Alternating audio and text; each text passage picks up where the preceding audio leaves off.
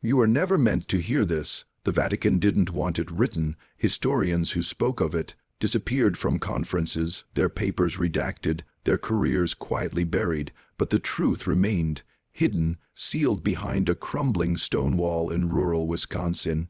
It begins in 1854 at the edge of Lake Michigan, where the mist rolls in like breath from the mouth of something ancient. 23 nuns, all devout, all sworn to lives of obedience and service.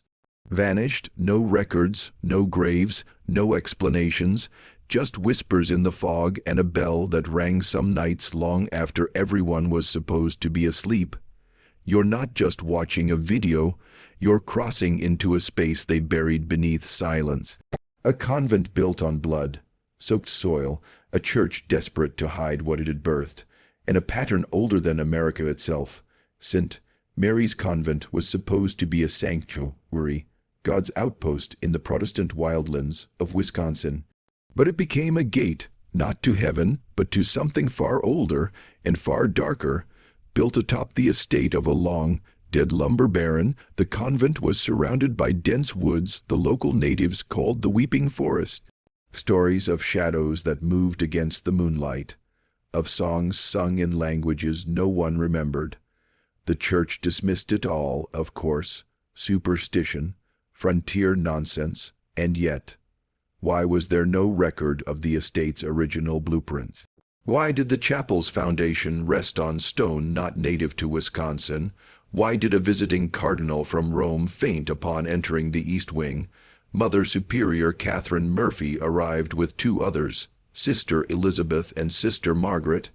But something changed in Catherine almost immediately, according to sealed correspondence recovered in the renovation of 1986. She began receiving visions, whispered instructions during prayer. She would disappear for hours, returning with mud on her hands, eyes wide and sleepless. The Vatican called it a blessed fervor, but others, inspectors, servants, even the orphan children, called it something else, possession, and then, one by one, the nuns began to vanish, always at night. No struggle, no blood, just folded habits left neatly on the beds, and a faint smell of incense and burning paper. The official records list these as transfers, but there are no receiving convents. No arrival logs, nothing, only a repeated line in the bishop's private diary. The sisters return to dust. The descent has begun. By the spring of 1856, only 10 nuns remained at St. Mary's. That was the year the fog stopped lifting. Locals began to speak of a permanent dusk that lingered over the convent grounds even at midday. Sunlight bent strangely near the chapel. Birds refused to nest in the trees surrounding it, and the forest, once filled with the sound of deer and songbirds, fell silent. The land itself recoiled, yet still the church doubled down. They sent a new inspector, Father Thomas Renly, a Jesuit trained in both theology and psychology, known for investigating alleged miracles.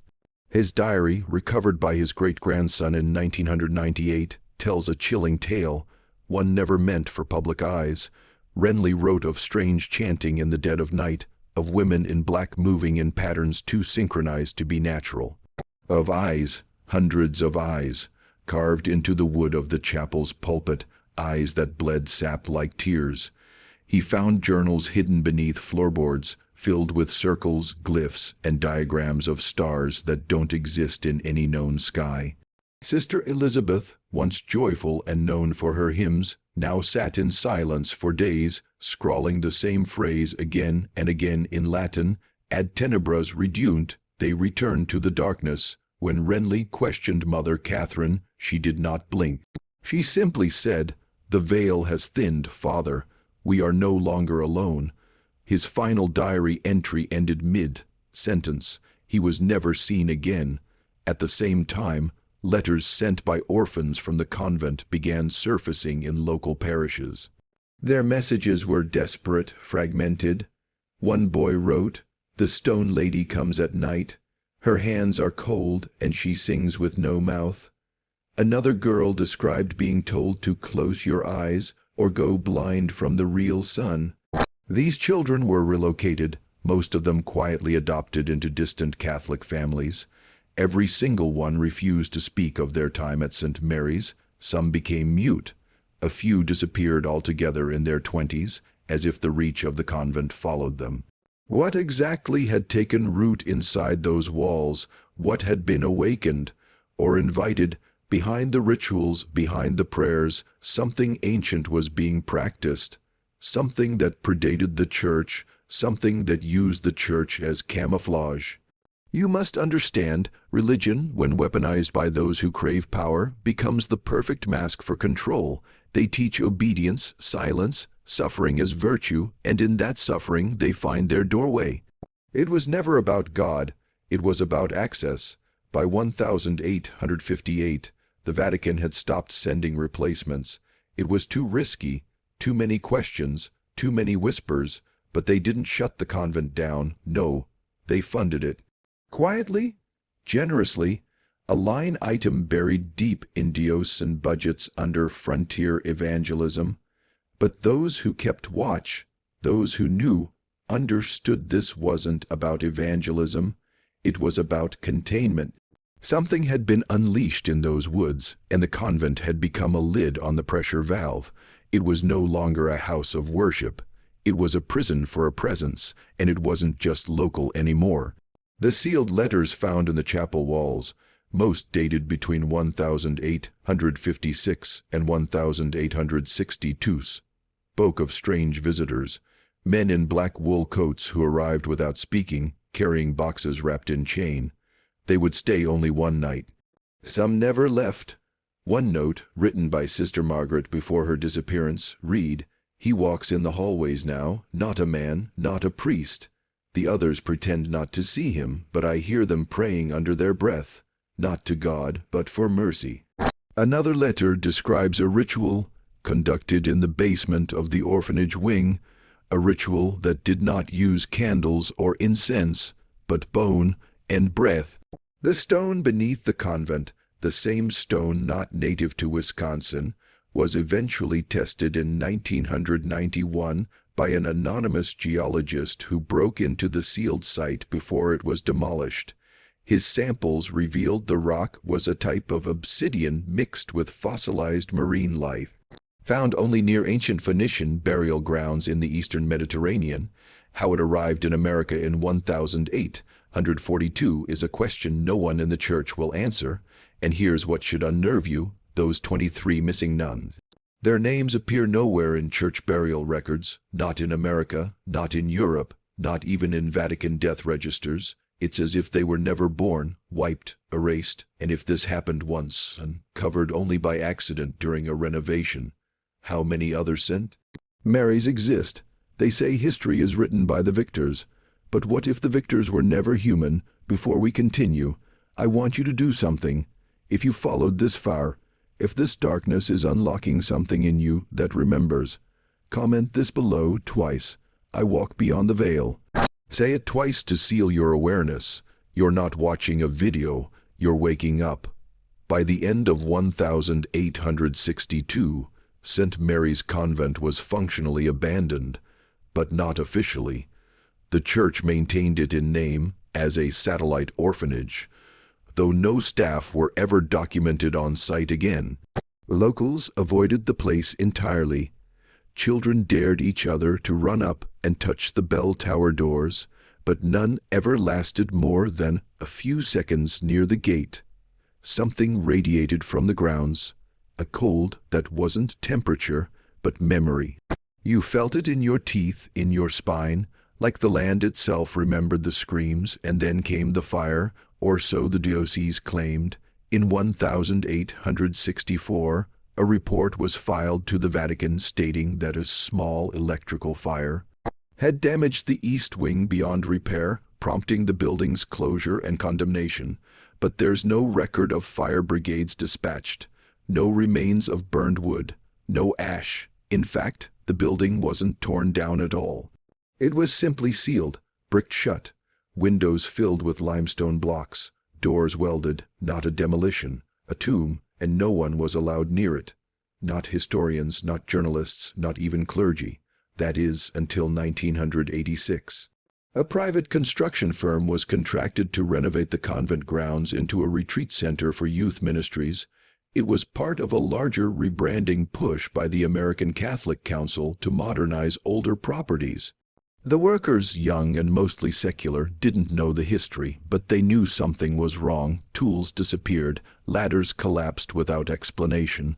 Workers heard chanting in rooms they hadn't opened yet. And then came the wall. Behind the plaster of the East Wing's main hallway was a hidden cavity, 8 feet high, 20 feet long.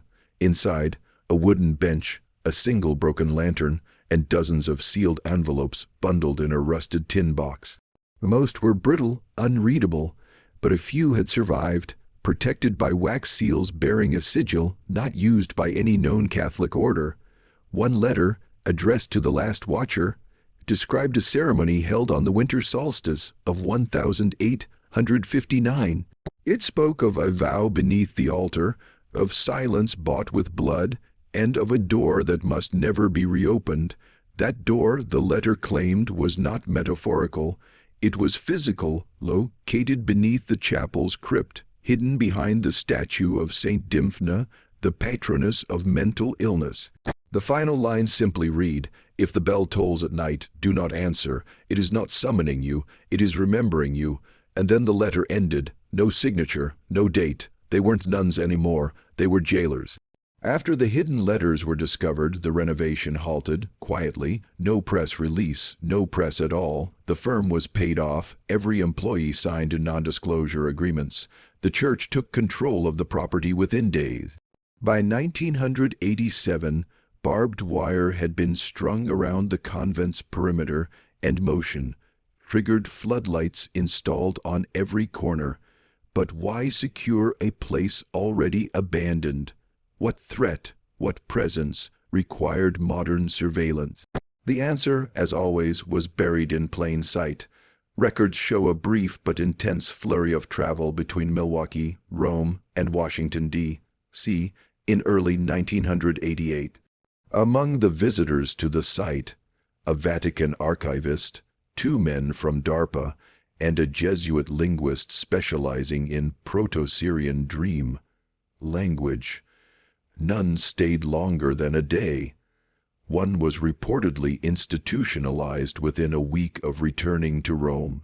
Internal Vatican memos later revealed he had attempted to carve spirals into his own eyelids, muttering in broken Aramaic, "The door is awake," but the public never heard a word. The story of St.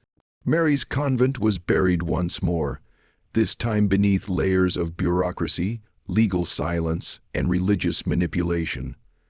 The church spun the narrative. The nuns had moved. The land was unfit for development. Nothing of note had been found. Case closed, but there was one problem. The bell began to ring again, not at noon, not at prayer, at night, between 3:00 and 3:11 a.m. Locals began to report it to police. The authorities checked, found the belfry sealed. No rope, no access, no mechanism, and yet the bell rang 17 times, always 17, the exact number of children confirmed to have died on the premises by 1,860. Coincidence? The church called it local superstition. But superstition doesn't trigger seismic sensors, and that's exactly what happened on August 4, 1991, when a tremor measuring 2.1 on the Richter scale shook the convent grounds, without any geological cause. No plates shifting, no underground movement, just one concentrated pulse of force originating beneath the chapel. Something had stirred. This isn't just about the past. The rituals conducted at St. Mary's weren't isolated. They were part of a larger blueprint encoded into architecture, scripture, and liturgy, hidden in plain sight. A system of control posing as salvation, and you were born inside it. You were taught obedience, but not awareness until now. Why build a convent in the middle of nowhere, on land no one wanted, using stone from across an ocean? Why house orphans there, children with no families to question their fate? Why staff it with women, brilliant, devout, but isolated from across the country? Because St. Mary's wasn't built to serve God. It was built to feed something older than names. You've seen this pattern elsewhere. Institutions wrapped in virtue that pray in silence, churches, orphanages. Asylums, all rooted in the same architecture, control, isolation, obedience, and always a room that no one's allowed to enter. The ancients understood doors better than we do. They knew that ritual, repetition, and suffering could open things. Not metaphorically, literally. Pain creates pressure, devotion creates frequency, and when repeated for long enough in the same place under the right symbols, reality bends. The chapel at St. Mary's was more than a place of worship. Its design mirrors that of a Mithraic temple, a cult that worshipped hidden gods beneath Roman streets. 7 arches, a narrow nave, altar facing east. That's not Catholicism, that's continuity, and beneath the altar, a sealed pit lined with teeth. Yes, teeth. Discovered during a covert dig in 2003 before the site was reburied by order of the diocese. Who buries a pit of human teeth? Those who don't want to admit what was fed. The most damning discovery came from a man named Marcus Delaney, a historian who tracked the convent for decades. In 2009, he published an anonymous online journal containing scans of forbidden church architecture blueprints, with one layout matching St. Mary's exactly, and 5 more just like it, spread across North America. Each built in the same era, each linked to mysterious disappearances, each later burned, condemned, or repurposed. This wasn't an accident, it was a network, and the church was only the mask. You have to understand how deep this goes. The architecture of control isn't just physical, it's psychological. From the hymns you sing as a child to the symbols etched into stained glass, everything is calibrated to lull you, to break you, to make you forget you ever had the power to resist. Look back at your life. You were taught to kneel before you could speak, taught that guilt was holy, that silence was strength, that questioning meant punishment. The system doesn't need chains, it only needs your consent. And how do they get that? By feeding you horror wrapped in holiness, like a convent where nuns vanished. But no one asked why, because to question was sin. St. Mary's was a pilot program, one of many, a spiritual laboratory where obedience, trauma, and faith were fused. And the result wasn't holiness, it was compliance. The church used suffering to soften the mind, to open it like a door, and once opened, anything could be invited in. You may think this sounds impossible, but that's exactly what they want. They've spent centuries perfecting dismissal. Everything that doesn't fit the narrative is labeled heresy, or madness, or myth. But the pattern never lies, and once you see the pattern, you can't unsee it. Think about the bell, think about the missing sisters, think about the children who drew sigils in ash and blood. Do you really believe this was just a coincidence? Or was it a mirror reflecting what lies behind every trusted institution that demands silence in the name of salvation? Truth is like fire. It burns, yes, but it also reveals. And what you're seeing now is not just a horror story. It's a blueprint of control, and you're finally stepping outside of it. The last known visitor to St. Mary's was not clergy. It was a woman, a scholar of forbidden Christian mysticism. Her name was redacted in every public record, but her notes were leaked to a closed forum in 2012. In them she writes of entering the sealed chapel through a breach in the foundation wall, alone, armed only with candles, charcoal, and scripture. What she found inside would scar her forever. The pews were gone. In their place, rings of rusted chains woven like spiderwebs across the stone floor. The altar had been removed, revealing a shaft descending into blackness, not a staircase, a shaft carved by hand.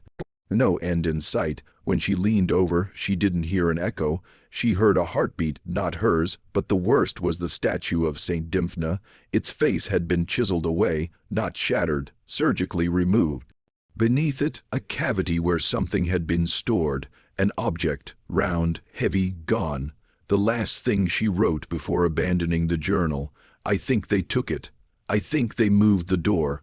Moved the door. Let that sink in, because if the door was moved, where did it go? How many churches, how many schools, how many quiet corners of the world now house something meant to stay buried? What happened at St. Mary's wasn't contained, it was transferred, just like the architecture, just like the silence, and now it's everywhere, waiting. They want you afraid, not of the dark, but of questioning, because the moment you question, you begin to see, you begin to remember what you already know in your blood, that there are layers behind this world, hidden in plain sight, veiled by tradition and trust. You don't need to believe everything I've said. You already feel it, in your gut, in your spine, that pull, that awareness that the things we were told to venerate might be masks, might be prisons. That's not paranoia, that's awakening, and it's dangerous. Because awakened men do not obey, they resist, so they hide the truth in stories, they call it myth. They file it under Catholic folklore, bury it in academic footnotes, make it a ghost story for children. But what happened at St. Mary's wasn't a ghost story. It was a ritual, one repeated across centuries, a ritual of obedience, sacrifice, and silence. But you are no longer silent, and neither am I. Now you know. And once you know, you carry it. This isn't entertainment, it's initiation. You've walked the halls of the convent, you've heard the bell, you've seen what lies behind the curtain of faith and power. And you understand now, the most terrifying thing isn't what they worshipped, it's how close they are, because the door was moved and maybe it's already in your town, your church, your school. Look for the signs, a sealed room, a forgotten statue, a bell that rings with no one there. They say the devil hides in the details, but it's not the devil you should fear, it's the silence. If you hear the bell ring again after this video ends, remember what the letter said. It's not summoning you, it's remembering you. Comment once more, I walk beyond the veil. If you've made it this far, you're no longer the same man who started this journey. You are awakened, and they know it.